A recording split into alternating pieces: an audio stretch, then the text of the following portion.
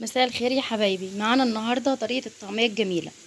هنجيب كيلو فول، هننقعه من بالليل لحد الصبح او من الصبح لليل، ومعانا ربطتين بقدونس، ومعانا 4 قرون فلفل، ومعانا بصلتين كبار وبصلاية صغيرة، ومعانا بقى التوابل: كزبرة معلقة كبيرة، ومعلقة كبيرة كمون، ومعلقتين ملح، ومعلقة صغيرة شطة، ومعانا معلقة كبيرة توم مفروم.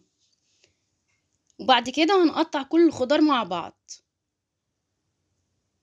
هنجيب الكبة مع بعضنا، هنحط فيها شوية فول، شوية خضرة، شوية بصل، وشوية بقدونس، هنحطهم مع بعض، هنديهم فرمة.